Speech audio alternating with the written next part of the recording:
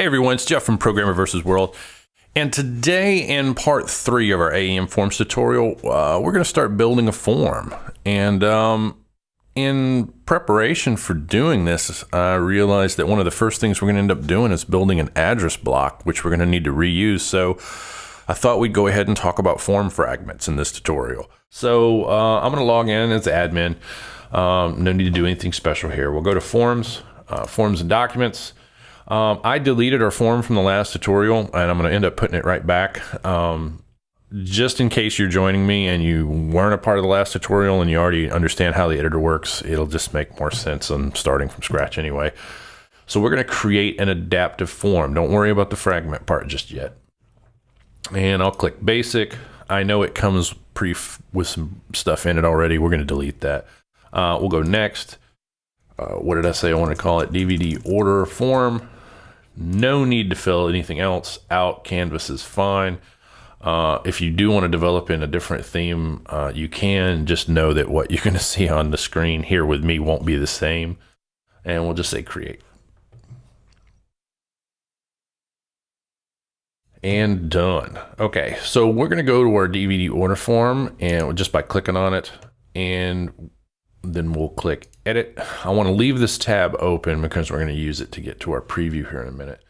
And we remember from our previous discussion about the editor that this thing opens automatically expanded. I'm going to collapse all and just open the root panel. And what the first thing I want to do here is I'm going to come in here and I'm going to delete all these panels out of here. And the reason I'm doing this is because I really want this template later.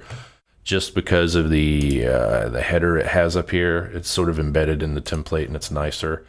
If we start with a complete blank, then I got to show how to modify templates and all that stuff in the beginner tutorial. I don't want to do that starting out. It just gets confusing too fast. We'll also click on the toolbar and I'll delete that guy as well.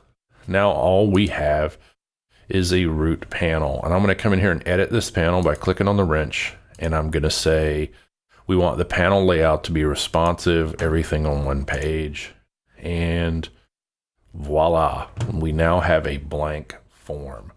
I'm going to click in here in the title real fast and just say,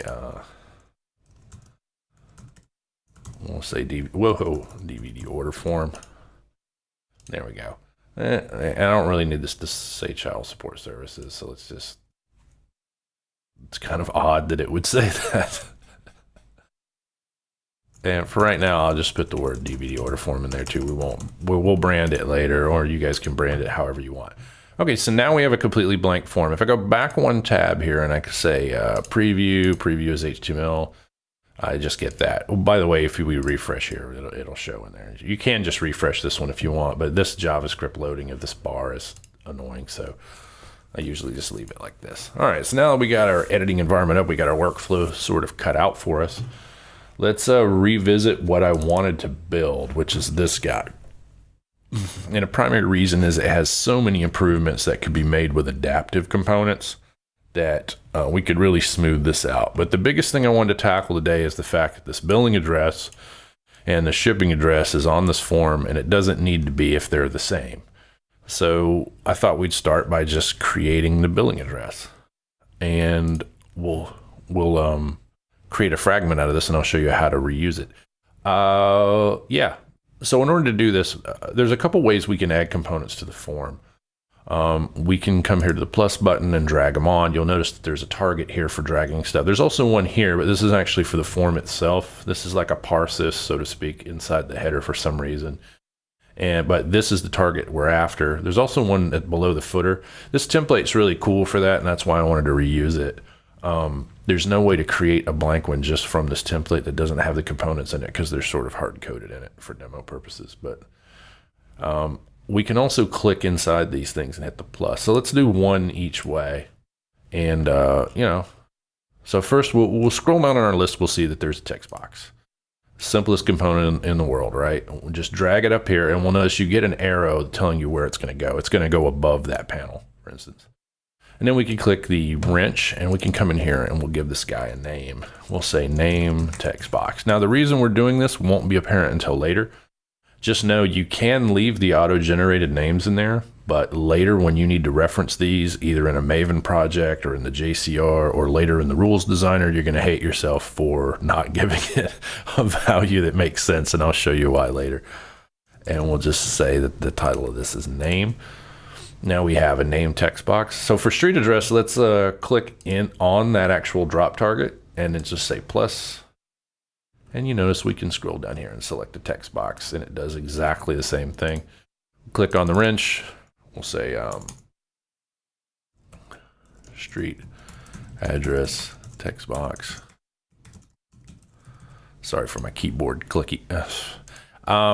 You have to ignore me when I start clicking around and tab and space bar. I'll cause these things to collapse on you. It's because I'm trying to be clever and quicker, and it ends up making things worse. So just don't get too annoyed with me that I keep doing that. Name, street address, city, state, zip. We're gonna. Well, all right, I'm getting ahead of myself. So let's go ahead and drag a text box over for city. We're gonna straighten out the look and feel of this thing in a minute. We'll call this city text box.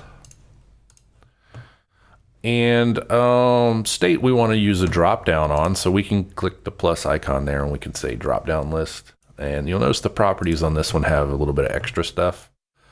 We'll say state combo box. I'm old school, I still write combo box. State. And you'll notice there's an items collection here. And what this allows you to do is if you just have a few items that you want to put in the drop down, you can add them from here. There is a place where you could load from a path down here, but that's advanced. We'll get into that in a later tutorial because I'll actually load all the states in that way.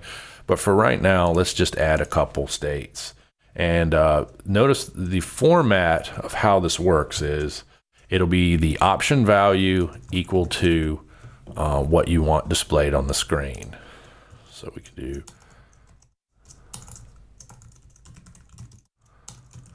so basically this is just creating a select statement for the most part. The option values themselves use this as their actual saved value, and we'll use this as the display on the screen. If for any reason you take all this and you just get rid of it, it'll use the word Florida for both. So if you just need to create a down and dirty quick list and you don't care what the values are, you can just put strings in here. Now, and a very important thing to note is that this format is not flexible, meaning later if we create a way either through a path entry in the JCR or we create a script that loads this in Ajax from somewhere else, the value it binds to is a single string with this equal to that as the string value. And I know that's crazy, but that's a huge gotcha. You'll spend hours trying to figure out why your beautiful JSON won't bind to this text box, and that's because it only binds to a string where that is equal to that. That's what it expects. These are actually JavaScript UI components, just like you would see in EXTJS or maybe Kendo or something that you're used to where the component's self-contained and it's inside its own bridge. This is the way these components work too. So they load and they bind off of their own formats that were programmed into them. They're not, as fluid as you may think, but they do the job. Believe me, they do the job. So let's go ahead and say there. Now we can test that text box by just refreshing over here and making sure it actually has values in it. It does. What else do we have? We have zip code. We'll come here and hit plus, go down to the text box, hit the wrench. I'll just use the word zip. We'll call this zip code text box.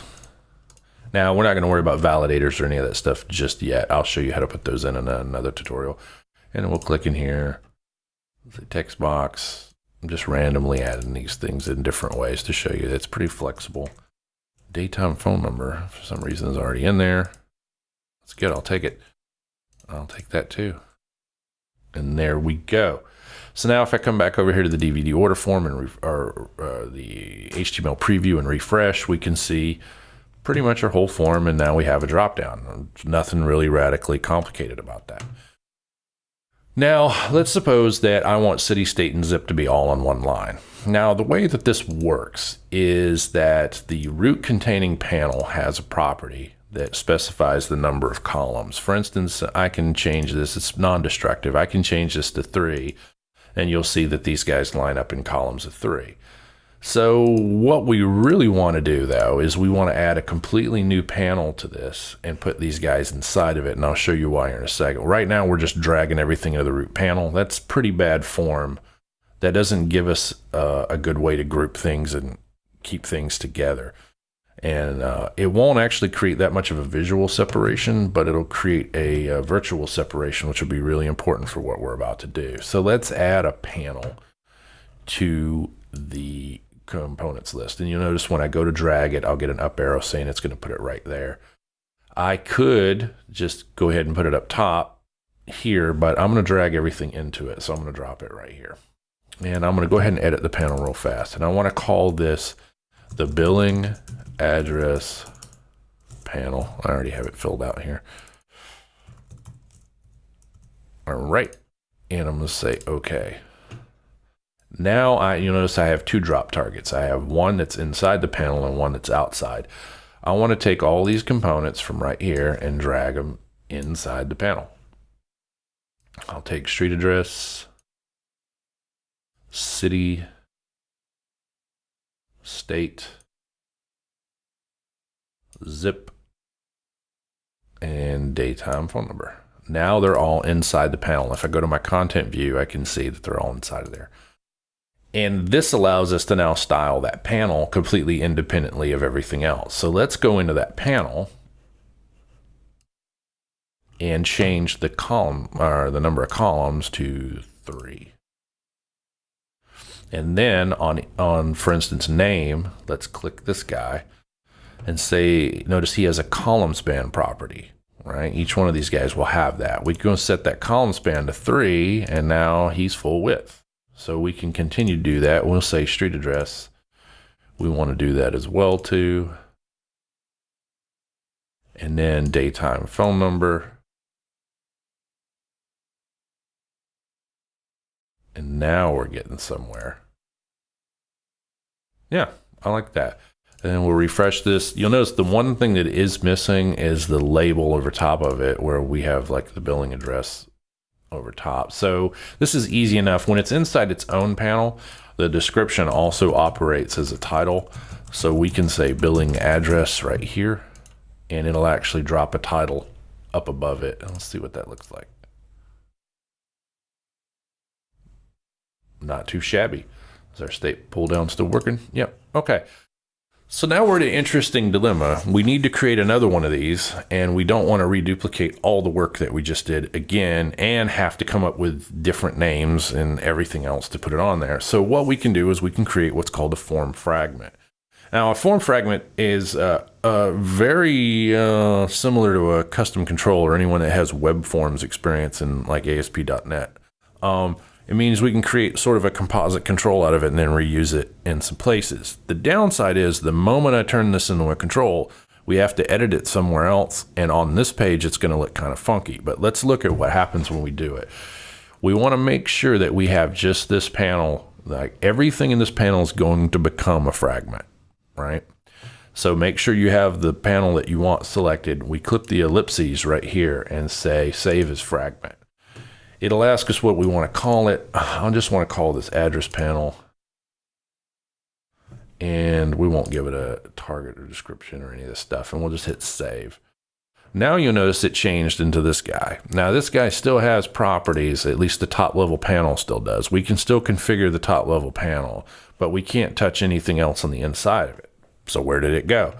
If we go back to our original form properties window here, where we were looking at the overall form, we can hit close on this guy now, and we'll see that it created this new fragment out here to the left of our form called address panel. We can click on this guy, right? And we can click edit as well. Now, right off the bat, you'll notice, well, we had our form all styled up, and when we created a fragment out of it, it completely butchered it again. It really didn't. What happened was the root panel itself was recreated, and when the root panel was recreated, it just never went back and put this number 3 in. As soon as we do that, it'll go back to being normal again, and here it is. They mow every time. Every time I start a tutorial, somebody just cranks a mower up. if we refresh our DVD order form, we'll notice that it went back to being completely normal the way that it was before. So we're all good to go. So what we really wanted to do, let's get out of the form address editor because we really don't need it. Go back to the form editor. This is our entire form, and we don't really care about what's in that window. Okay, so we'll go back to our form editor here. I know that gets confusing with multiple tabs. And what we really want to just do is we want to create a new, use the same fragment and just drop it in again, this time for the shipping address. So in order to do that, we don't actually use our control window here. Instead, we use the asset window, which is the one right above it. And right here in this pull down where it's defining our asset types, we'll just select adaptive form fragments. And we can search for it if there's a lot of them, but in our case, we don't need to. Here's ours right here. You can see a quick preview of it right here in this window. You'll notice there's some extras in here, and that was installed from that pack I had you guys install that gave you some extra templates and some other stuff. They also came with examples of different fragments that are already pre-built. But it was important that we learn how to build them. I think they actually have an address one. Yeah, they do right here, but we're not going to use theirs. So let's click right here in the address panel text and just drag it over. Blink right there. And then let's go to our wrench. And in this specific section, we want to call this the shipping address panel. I'm glad that that's all in there. I don't have to type that. And right here, we'll say description is shipping address. Now that's important just so we won't see it here, but when we refresh, we'll notice that the word shipping address gets written in above that panel. So now we have a billing address and a shipping address, and they're absolutely the same. Haha. That means now any changes we make to the address panel that we created, like later when we get into advanced tutorial and we bind the state pull down to an actual list somewhere else, these will automatically update and then you won't need to do anything fancy with it. So it's definitely like a way of custom or composite controls, you may say.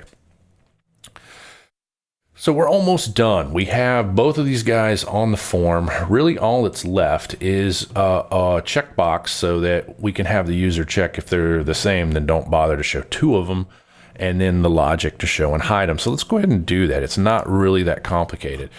It's going to get a little bit wonky because I'm going to use a checkbox to do it. But first, let's just grab a checkbox and drag it in the components in the bottom. We'll edit it. I'm going to say hide the title because I don't really care what the title is. And we'll say that shipping same as billing. Whoop. All right, and we'll hit OK. That gives us a little checkbox down here that says shipping same as billing. Now, I'm going to go into the content view here and I'll show you a trick. You can actually click on this guy and drag it and put it right between these two guys and let it go. And you'll see that little blinky thing that the editor did. Give it a few minutes each time you do this. So here's the pro tip. Any changes you make in this content window by dragging and dropping, give this editor quite a few seconds to calm down before you make any other edits. It's doing things sort of as a single page application, and there's a lot of scripts processing and no visual indicator whatsoever to tell you to wait. And what'll end up happening is if you make too many edits in a row before it's done, you can really end up mangling stuff because where you're dragging and dropping is not actually where it is. It hasn't refreshed yet. But you know, just helping you out there because I've butchered a couple forms doing this before, and thank God I had them in Maven and I could go back and reload them again. But anyway, getting off track. So now this is sitting in between. If we refresh our DVD order forms, we'll see that this little guy's here, not visually popping out, but whatever. We'll fix all this later when we start talking about the customizing and themes. And yeah, so let's make it do something. Right now it doesn't. If we click on it, it just sits there. So what we want to happen is if the shipping is the same as billing, then we just want the shipping address to go away. We don't even want to see it. And we can do this with what's called a rule. And a rule is, I think I talked about it when we were talking about the editor earlier. It's this little guy right here that looks like a gavel and, well, what do you hit a gavel against? I should know this, right? I don't even know what that's called. Anyway, so it's the picture of the hammer, the gavel. If we click on the checkbox and then click on this guy, it takes us to a place where we can define rules. Now, rules are an incredibly powerful feature of adaptive forms. This is where the magic really happens. And there's a couple ways we can define rules, but we're going to start off with the most simple way, which is just using the visual editor. So let's hit create. Whoops, let's hit create. Yours won't go to this screen. If it does, then I want you to just click over here on code editor on this pull down and go back to visual editor. I was doing something else earlier and it remembered this, so ignore that. You'll come to this screen right here. I get the word checkbox in the when column. So that means, hold on, I did not name that checkbox, did I? Did I just call it, is it just named checkbox? Yeah. So we'll call this shipping same as billing checkbox. And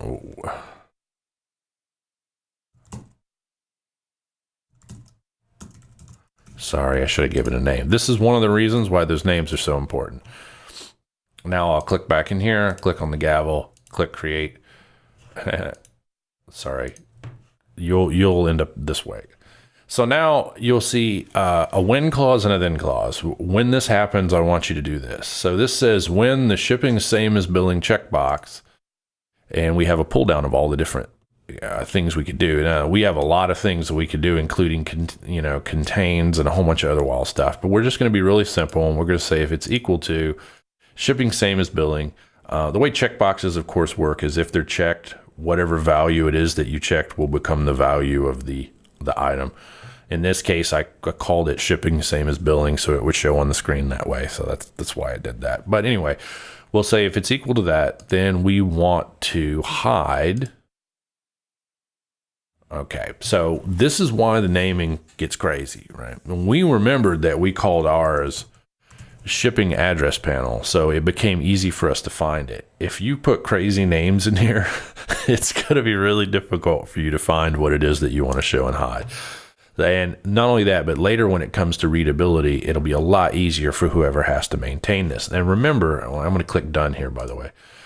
And remember, most of the people coming here aren't going to be the actual developers of the forms. That's going to be authors and other people that are coming later. And this plain English expression right here could actually be improved a little bit, but it basically says when the shipping same as billing checkbox is equal to 0, then I want you to hide the address panel. So we just need to create one more rule, one that reverses that and says is not equal to, and in this case, we're going to show it. Click done. Now we have double check. When the shipping is the same as the billing checkbox is not equal to 0, then go ahead and show it. So basically all this is saying is if we have a checkbox on the form, it has a value of 0. If it's checked, then don't show it. If it isn't checked, then show it. And I'll show you what that caused to happen. We don't even have to leave the rules editor to look at this. Now, if we click in this box that says shipping same as billing, shipping address will disappear, the entire panel, because we just made the panel invisible. And if we unclick it, if we uncheck it, it'll come back. Yeah. So we're still kind of messed up. What we need to do now is just go ahead and set the default on this. So what we'll do is we'll come into this checkbox, which I still have set up here, but let's reopen it from scratch again. Down here towards the item alignment, you'll see a default value. Let's go ahead and set the default value to 0. That way it starts off as being checked. Then we'll click on this panel, click on the wrench, and we'll say hide this guy. Notice it won't disappear from the editor, thank goodness. But when we come back to our DVD order form, now by default, it comes up with the shipping same as billing already pre-checked. If they decide to uncheck it, then the shipping address shows up. And that is how easy that is to do. And we managed to do it in what, under 25 minutes? I've gone really long on this. So I'm going to have one quick discussion about the rules editor, and then I'm going to get out of here. I know for some reason this tutorial is dragging on too long. I wanted to get you guys in and out of here in under 20 minutes, and it's not happening. Or should we just talk about it next time? Now, let's go ahead and cover it now. So we notice in the rules designer, when you clicked on these rules, they have this beautiful overlay. Actually, let me use the second rule here. They have this beautiful overlay that allows you to continue to add statements, and you can add clauses and all kinds of stuff. But really what's going on behind the scenes is a simple JavaScript evaluation where it's saying if the checkbox's value is not equal to 0, then take the shipping address panel.visible and set it to true. Notice inside here, it's actually using the name of the node. And this is incredibly important because this is actually the name it uses for the control as well. Now, it's important to notice this warning here. As I said, if you make any modifications to this code, there'll be no way to go back to the visual editor. And here's what they mean. Like if I click edit in here and then hit done, it's actually going to save the code inside this content block from this point forward. There's no way to reverse engineer this back into the beautiful visual editor. It's only a one-way thing. Okay. So just be aware if you have complex rules, they're going to try to show in this little block. Another thing to be aware of is there is IntelliSense in here. So if I wanted to say, if I start typing the word shipping, I get all these other options. So I can also say, shipping address panel dot. So there's some powerful scripting features inside here that allows you to do things well outside the scope of things the visual code or the visual editor can do. Now, 90% of the time, the visual editor is usually enough. It's only when you have really strange things that you need to do in which it gets nutty. Another thing to notice is we're on a checkbox, which is the simplest of all the controls technically, but we have 1, 2, 3, 4, 5, 6 different events or mix-in and drop-in points that we can catch, right? So we can say, I want you to do this when it initializes. I want you to do this when calculate's called, which is prior to render. I want you to evaluate this code to determine whether or not it's enabled or not. I want you to run this code to see if it's validated during the validate phase. Each one of these is a little bit different. For instance, validate, of course, would return true or false, right? Enabled just returns enabled returns true or false as well, but it allows you to write code to determine whether or not that happens. Visibility is the same. If this code evaluates true, then make me visible. Incredible, powerful framework in here for dealing with this stuff. But just know, once you go into edit mode here, from this point forward, your client, your customer, whoever is going to have to look at this in here. And if it can be represented simply as a rule this way, it's probably not a good idea to go in here and modify this code unless you absolutely have to. And that's just my 2 cents of the day. You'll notice that even though I've converted that over to code, it still functions the same way. It shouldn't have changed its behavior at all. It really just changed the way it was visualized on the form. And that in a nutshell is how that is done. Now in the next tutorial, I think one of the things we're going to try to tackle is this method of payment, and we're going to use the calculate part of the rules editor that I just showed you, which is one of the reasons I just wanted you to know it's there. Well,